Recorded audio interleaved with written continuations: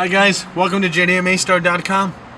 My name is Jose Cornejo, and today we're going to show you how to install the universal load resistors that we offer. Here in front of us, we're actually working with a rear turn signal that is a single filament 1156, and we do have a halogen bulb on here. And we're going to go ahead and show you a common issue that you get with the turn signal application when upgrading them to LED. So here in front of us, we are working with our latest addition to our LED lineup for the turn signal bulbs. Here is the 3030 series in amber color. These are 1156 single filament. And what we're going to do now is we're going to go and show you that common issue that is real dreadful when upgrading to LED bulbs on the turn signal application. So let's go and show you what we call is the hyper flash. Alrighty, so now that the bulb's installed, this is what it looks like, guys. As you can see here, our turn signal is flashing at a much faster rate. This is due to the low power draw of the LED bulb. It's not being recognized by the relay. So let's go and show you how to fix that. So what you want to do is you want to grab a set of our load resistors, which here in front of us we're using 50 watt, max 50 watt with a 6 ohm resistant, which will pretty much help simulate the power draw of a halogen bulb. So this little guy's going to make your vehicle believe that we have one of these installed. So let's go ahead and show you how to install it. To get started, you first want to identify the grounds and the lead wires.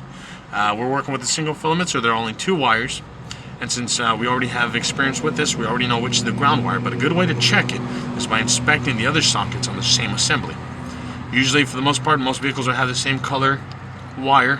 In this case, black would be the ground wire. So that's what we're working with today. And of course, since it's only single filament, we have only one other wire, which is the lead wire. And in your case, if you have like a third wire on here, after you've identified which is the ground wire, you have a 50-50 chance to splice onto the high intensity, or in this case, turn signal wire. Worst case scenario, if you splice the wrong wire, the hyper flashing would continue. That just is an indicator that you have to splice the other wire. So let's go and show you how to do the splice, so that way you can install the load resistors. So what you want to do is grab the clamps that are included with the load resistors. To make it easy, you want to first insert the clamps onto the wires of the vehicle. This will make installation with the load resistors a lot easier. Okay, so we've got one in there. And we're going to move on to the second one.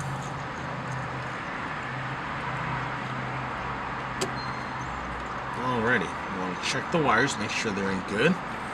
Yep. Let's pull this one out just a little bit further. Alright guys, and once the wires are in, you then want to grab the load resistors. You want to slice, it doesn't matter what end goes into what side. There are non-polarities, so you should be able to insert them either one. You want to slide right into the clamp. Once it's in, you then want to grab some pliers, and you want to apply some pressure so you can insert the splice.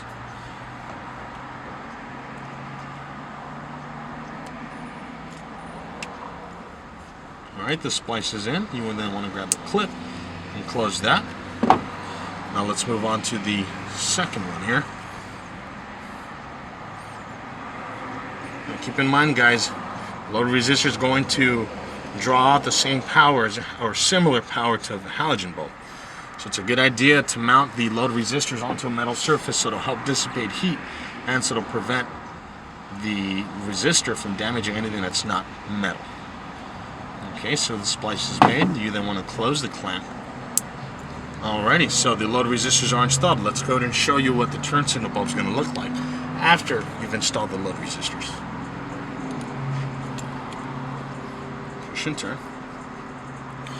And be real careful, guys. Load resistor will get hot.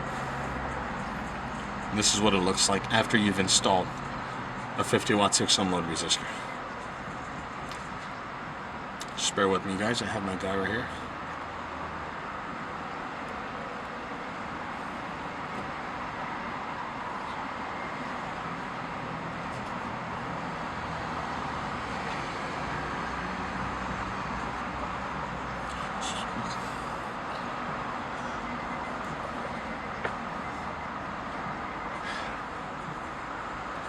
Is your battery dead again, Jay?